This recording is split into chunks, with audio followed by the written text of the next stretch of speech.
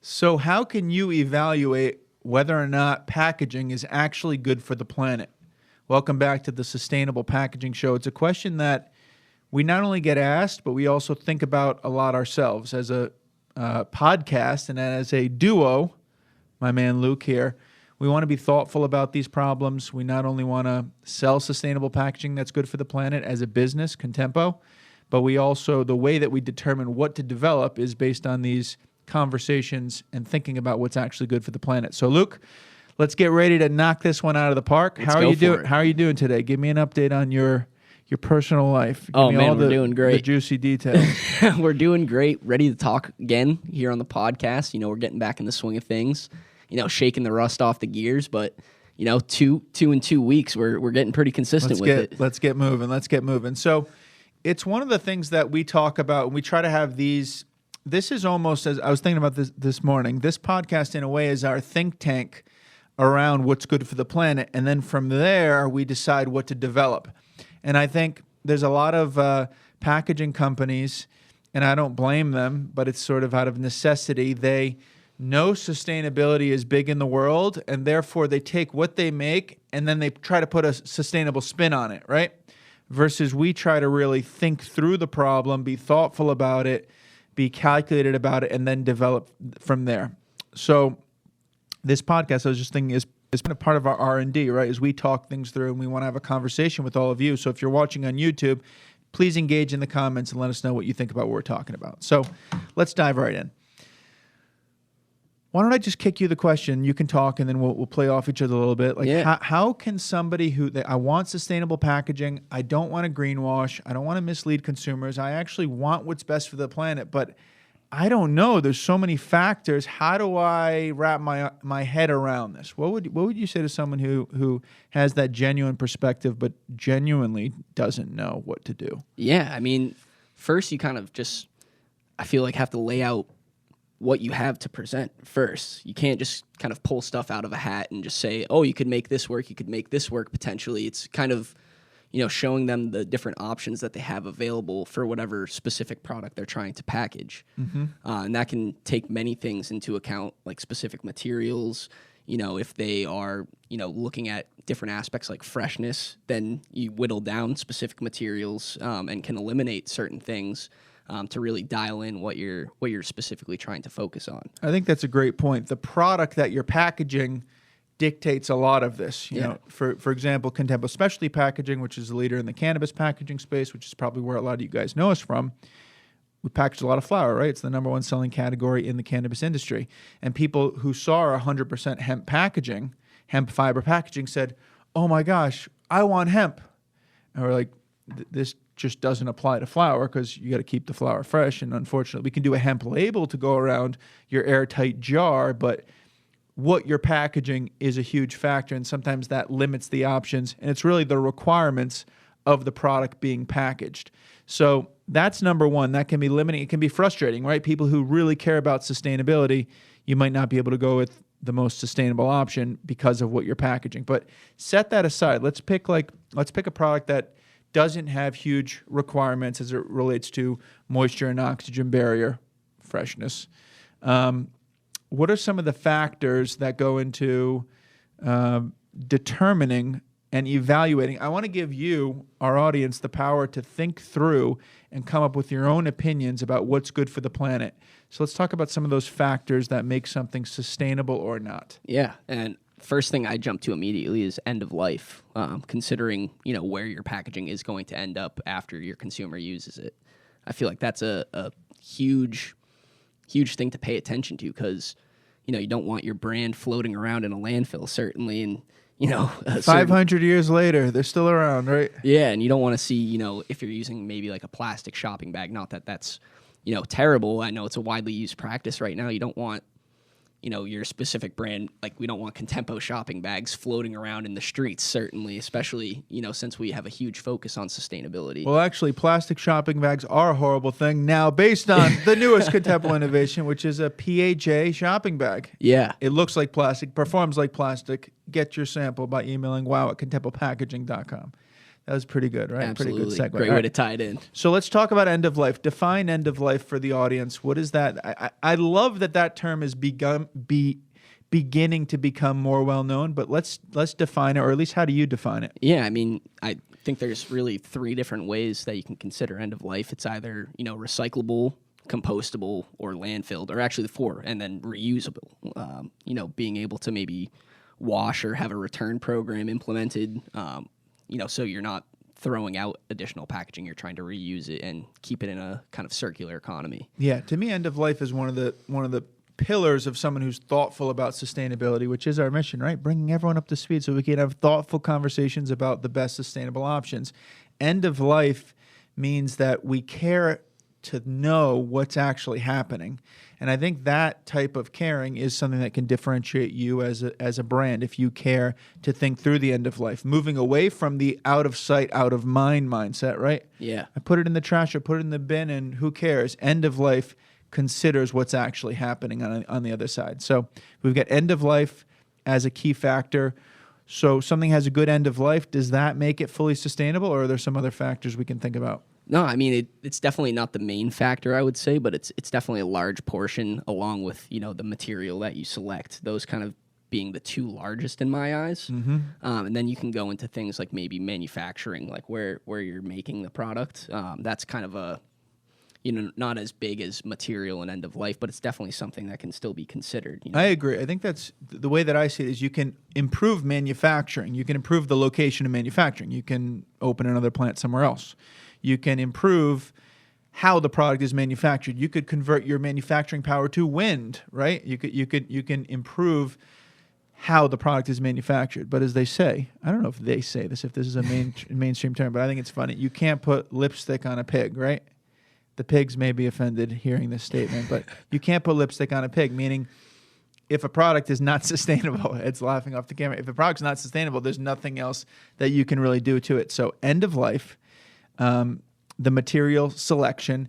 I think a lot of that, another comment that we had in a conversation we had earlier, which I think ties into this, is you've got the waste crisis and then you have the climate crisis. You sort of have 2 things happening in tandem. And I think that can speak to whether or not something is sustainable is the question, what problem are you trying to solve? So can we solve both problems simultaneously? Should we really be focusing on the waste crisis as packagers because the climate crisis is so big and, tons of CO2, it's sort of hard to wrap our heads around, and maybe consumers will relate more to the waste crisis and therefore brands will win that are choosing to tackle the waste crisis?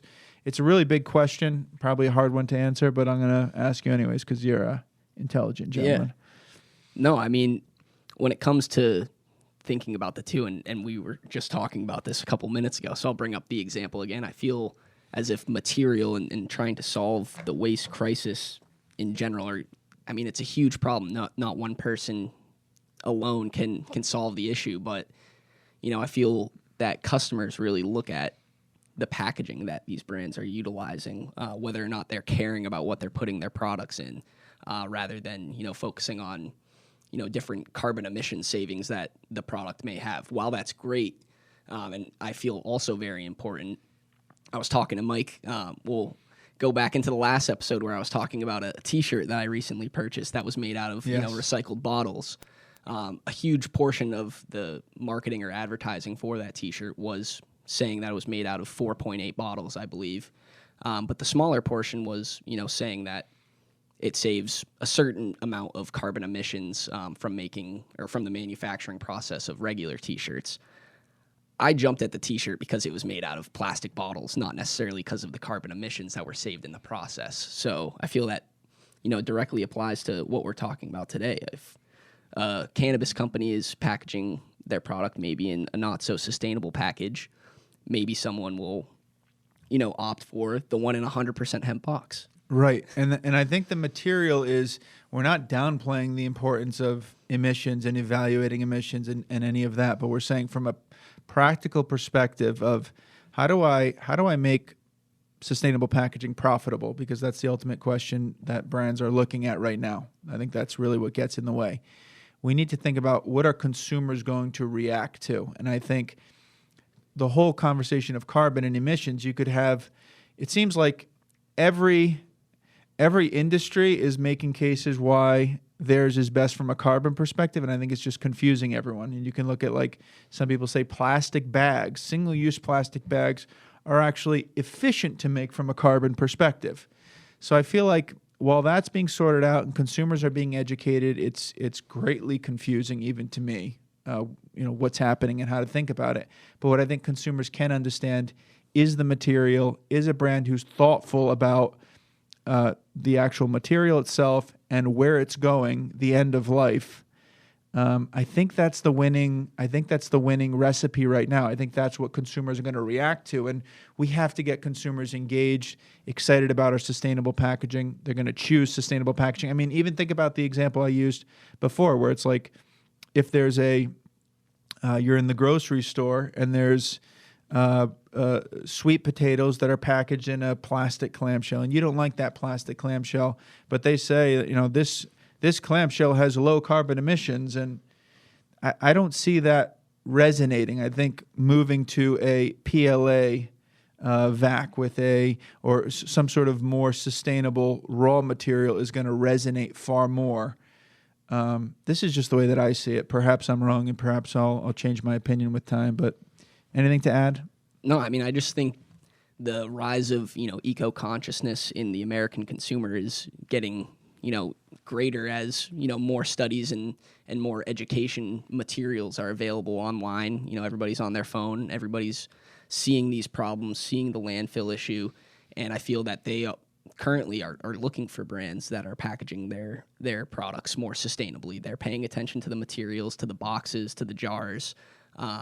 And, not downplaying carbon emissions again, we will reach that point where the consumer is paying attention to, the carbon statistics of their products. And there currently are people that do that. But I just feel we're at the level where material has taken over and people are really paying attention to that currently, but we'll reach that next step in a couple of years. Right. And I think there's also, I have skepticism around some of the carbon neutral. And it's like, okay, are you behaving a certain way as a company, or are you just writing a check to some company to get credits and offsets? So I think there's a lot of work that needs to be done there as far as I just think it's confusing. I don't know how else to say it from the perspective of the consumer. There's skepticism around it versus the material is the material. I think that's maybe the way to go. So who knows? We'll see with time. One of the things I want to talk about now is analysis paralysis, which is where I think we can go in this world of sustainability. So we've talked about, again, back to the mission of this show, which is how can you evaluate whether or not packaging is actually good for the planet? How do you go about evaluating that? And there's many factors that we've seen with the material, and we've listed a few: the end of life, the beginning of life. You can look at the carbon emissions. You can look at all these things. How does one avoid analysis paralysis? Because it seems like this is a game of trade-offs and pros and cons. Yeah, I think it's just coming down to, I guess, looking at what fits best with your brand at the end of the day. So like a company that may be, closer to the ocean and tied to, their brand, the ocean feeling, maybe ocean-bound plastic, something like that could fit, perfectly with their brand. It's kind of, thinking of those synergies between materials, what your customers are looking at in terms of, what really is sustainable and is the brand that I'm purchasing from truly sustainable, and then, making decisions based off of that. Right. What's going to resonate with your consumer. And that's where we say, like, pursuing your passion from the last episode. What are you passionate about? What makes sense to you? Which of these problems do you want to tackle? And I think that might change by the brand. Perhaps there's a brand where you really want to look strictly at emissions, and that's what's going to resonate because that's what the brand's about. Or there's a brand where it's a hemp brand, then you want to go with hemp because that also is great for emissions as well. So this is where we say we try not to say right or wrong. The only enemy, as I say it, is misleading the consumer and greenwashing. Absolutely. That's the enemy. But beyond that, we want you guys to pursue your passion, realize there are many paths to sustainability, find the one that you believe in, think it through, be thoughtful about it. But it's hard to answer this question, what is the most sustainable package? I wanted to answer that question for a long time, and I'm coming to these conclusions around what is more sustainable versus not. But it's hard to definitively say this is the most sustainable, perhaps because everyone's pitching why theirs is the most sustainable, right? The plastic industry is pitching the benefits of recycling and the low carbon emissions of some of their actual manufacturing. And the paper companies are saying this, and the aluminum companies are saying this, and the bioplastics companies are saying one thing, and then the plastics industry says, yeah, but you should be using that for food to feed the hungry, and how horrible you are to use, So it's kind of a no-win game in a way, but also it's a game that you can't lose unless you're trying to mislead the consumer. That's my advice or my take on it, and where I'm leaning towards is pursue your passion, and it might change from brand to brand, and we should spend less time attacking people's sustainable stances that they're wrong and I'm right, and more, as long as it's not greenwashed and looking to mislead the consumer, I think we need to embrace it. Absolutely. What do you think? No, and I think, the message that we've been spreading across this podcast is, progress, not perfection. I think we've said it, dozens and dozens of times. I'll say it dozens more because I think it's important. Because, no true sustainable package is available. Like, no package is fully 100% sustainable. There isn't, the biodegradable mushroom package that will keep your flour fresh while also being child resistant. With zero emissions produced 5 feet from the manufacturing location of the actual product. Exactly. And it's just you have to just take those steps to, finding your passion, what connects to your consumers, what connects to your brand mission. There's multiple things to consider. What's going to keep your product fresh? Like the more practical things versus, the larger things, like what your consumers are thinking about when they're, looking at the products on the shelf, making a decision between several different brands. And I think they truly appreciate just being thoughtful about, the next step in your packaging portfolio. I think they will. I think thoughtfulness is where the consumer's going to go as they become more educated. So I think that's the North Star. If you're thoughtful and if you're not trying to mislead, I think that's where the brands are going to be that are successful in this game, and it's a fun game. It's a fun game to play, and it's a game that we want to lead and be a part of. And I think the greenwashing brands will start to die down, and the ones that are thoughtful and transparent and honest about their take on their passion, their version of sustainability, are the ones that are going to win. And I think consumers will appreciate. They'll appreciate the diversity of perspectives. And look, you don't have to resonate to the whole world. Some people won't like the things that you're saying. They'll say, that's not the path, this is the path. But you don't need 100% of the market. You need a percent that's going to resonate with you. So these are some basic principles. So let's bring it down and conclude it here in the comments below, which is something that you prompted last time, and I liked it. Which sustainability factor or which of these aspects is most important to you? Do you resonate with the material? Do you resonate with the end of life? Do you resonate? What's your number one? Do you have a number one? Do you resonate? Carbon emissions are my number one. Is the location of where the packaging is made important to you? We've talked to some people regarding life cycle assessments. It is a factor, but some would say it's a smaller factor, and it would be better to choose a packaging with a great end of life and a great beginning of life. Even if you're, I said the example, and you said, what are you talking about? I texted Luke the other day. I said, picture if you had soaps manufactured in France. Would you rather have a plastic bag made in France to package those soaps, or a hemp label, 100% hemp label by Contempo made in Providence that needs to make its way over to Marseille, France, where these hypothetical soaps are made? So it's just an example of how to think about sustainability overall. So drop it in the comments below. What's your sustainable, which of these factors is most important to you? Luke, close us out. What else? Drop one last knowledge bomb to shake the world. One last knowledge bomb. I mean, again, I just think it really just takes some extra thought when you're sitting down to package. You can't just be mindless and just continue pumping out your regular stuff. It's a changing world right now, and the packaging that's out there is definitely driving what gets purchased. Absolutely. And I think even more so as those sustainable packaging options are there. I think brands are maybe getting away with it now because there's not another option. And once those two brands are side by side, I think those brands are going to win. It's only a matter of time. It's not a matter of if. It really is a matter of when. And we're going to keep being here promoting these ideas until the when happens. Okay? Thanks for watching the Sustainable Packaging Show podcast. You can reach out to us at contempopackaging.com if you'd like to talk to us about sustainable packaging. But either way, we hope you enjoyed this episode and learned a couple things. And a reminder to be thoughtful in all your sustainable packaging endeavors. And progress, not perfection. One more time. Take care, everyone. Thanks so much.